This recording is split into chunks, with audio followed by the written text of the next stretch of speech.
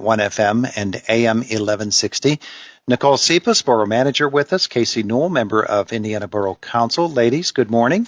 Good morning. It's good to have you both with us. Our conversation is brought to you by Marcus and Mack, a law firm representing injured people. This has been a discussion going on in Indiana Borough Council, and councils always in towns of this size always are wondering how best do we represent all of the citizens of the town so that everybody has an equal voice, and so that's the discussion going on right now.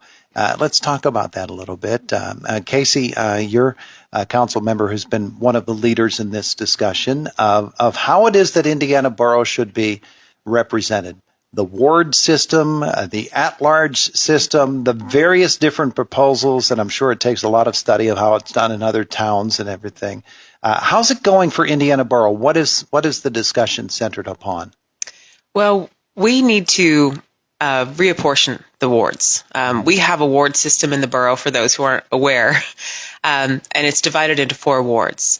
Now, they need to be equally representational of all of the folks in the borough. But right now, we don't have that, and we haven't had that for quite some time. So some of our wards are 8 times the size of our other wards, but they have the same number of representatives. Mm-hmm. And so this process is really either redrawing the lines so that they're even or getting rid of the lines altogether, which is what you referred to at large. So that's kind of what we're up for debate right now. Our committee did put forward some maps that we propose would be a better solution than what we have right now. Yeah. And as Borough Manager, Nicole, you have obviously been involved in these discussions as well, and helping to study the entire issue. What are some of the findings that you've made in looking at other towns and the way Indiana should approach it? Right. We, the committee actually got together, and their assignment was reaching out to different boroughs similar to ours, some with universities. That they deal with university issues too also. Mm-hmm.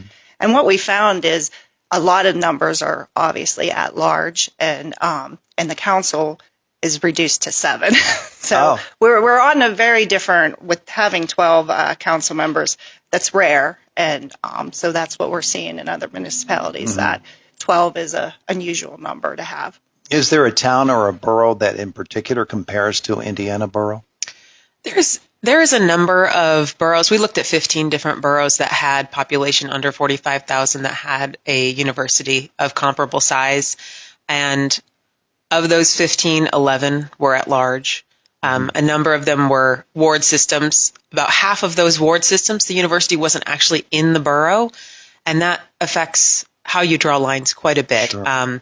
From my conversations with, like Carlisle Borough, I reached out to them, and they were very open to talking about how they run their government.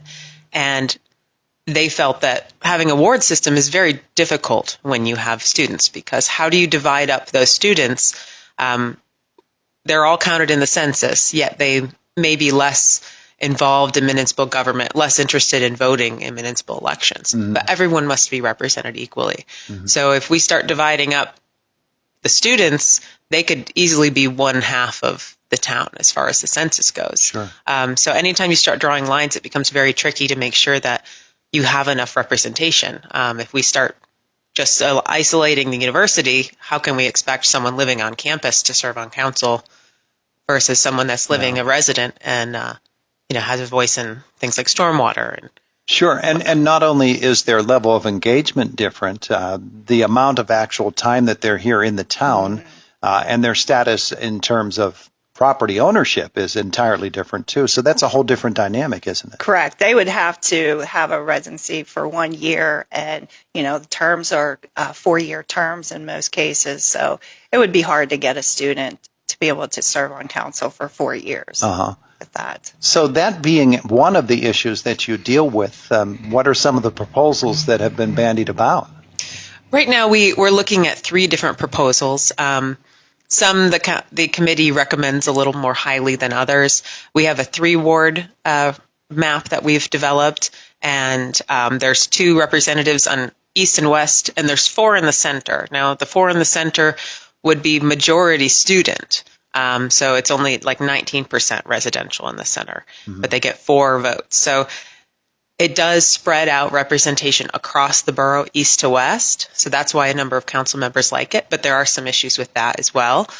The 2-ward option is a nice compromise because you have east and west representation in the borough, but we do divide campus in half. So there are student populations in both sides of the borough without having them be isolated, like in the 3-ward option. Or the easiest option of all would be to go at large. Now, the issues with at large is you could have a neighborhood take over council because you can't control east, west, north, south as we do now. So yeah. So those being the cases that you're looking at right now, has it been officially narrowed down to those 3? We have to choose one of those, or is that open discussion still? I believe we're at those 3. I think they all represent some of the different points of view on the borough council, and we tried to not just recommend one because there are some varied opinions. And we're trying to get the word out. Obviously, this is helping, and we have a survey actually on our website. So if residents want to go on and take the survey, and it gives an option of what they would like to see, a ward or at large. So we're hoping people would go on our website and take the survey. Now, the website is indianaborough.com, correct? Correct. And Indiana Borough is spelled indianaboro.com. I think most folks who live in town know that by now. Yeah. But it might be worth pointing out to folks. So, do you have preliminary findings from that survey, or are you going to wait until everything's in and then compile it then? We're going to wait till everything's in. It just went live on Friday.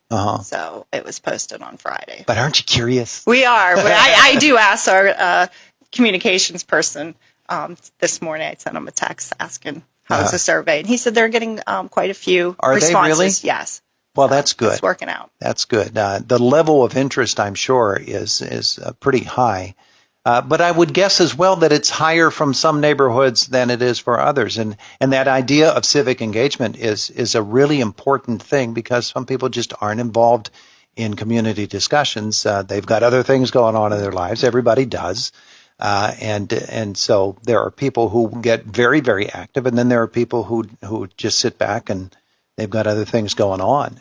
And you'd like to get everybody represented in this whole thing. So the survey is really the good starting point for that. Right. And it's something that hasn't been done. I mean, the ward reapportionment has never taken place. They've attempted multiple times. Right. And from what I understand, that the consensus was to go to 7 at large, each of those attempts. But at the time, the council members were afraid of losing their seats. I'm very confident that this borough council will be willing to give up a few seats to make this happen because it is for the greater good of Indiana long term. Have you talked with some of those who were involved in previous efforts and sort of felt their frustration? Yes. Yes. Mayor Simmons is one of them. He was on board when it tried to, pass at one time, Yeah. Yeah. Well, that is a discussion that I don't know that you can put a timetable on it, can you? I mean, we need to finish it within the year. Do you? Because of the census, we were supposed to finish it within 1 year of the census. It's supposed to happen every 10 years. So it hasn't happened yet, but we're thinking this is the time. At one point, everybody in the past has said, okay, it's going to stay the way it is because we really can't come to an agreement. Correct. Any way around. All right. So this is something that is going on in Indiana Borough, and it'll be really interesting to watch how this continues to play itself out and what council looks like. The idea of 12 council members, you mentioned a couple of moments ago, Kaycee, is kind of a novel approach in Pennsylvania. And I don't know what it is like in other states. I don't know if you broke it down state by state how most of these work out, but that many members of council, it's probably been that way forever, hasn't it? In Indiana Borough, I believe so. Yeah. And there are ways that it works with the way we do our committees. However, it's difficult to come to a consensus. It's often difficult for a staff to feel that they have a consensus of council when they're moving forward with different plans, such as development. Yeah. They may have the committee of 3 on board, but there's 9 other people that still have to vote. And we've come into that a number of times. And I think having a slightly smaller body would work better as far as our communication and staff's ability to function better. Are the issues that are frequently discussed in Indiana Borough, are they divided by neighborhoods so much?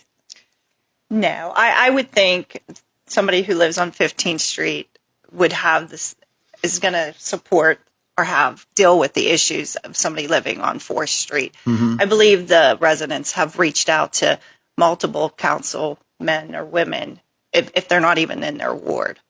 So it's happening. I don't think that's going to be an issue if it does go at large. They're still going to reach out to the council person they know best. Yeah. When it rains, we all flood, right? Yeah.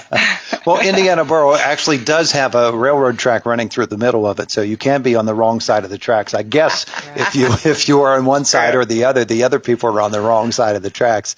But it would be good to be able to get this all narrowed down and to come to some agreement on how it is going to be in the future moving forward. Yeah. Exciting. Right. I'm looking forward to it. So for someone to take the survey, they need to go, is there a certification process to say, yes, I am a member of Indiana Borough, I'm a resident here? That is the first question they ask, what ward you currently live in. So, And there's a map for if you don't know which ward you live in. Okay. Which would be probably most people don't know what ward they live in. You're probably right.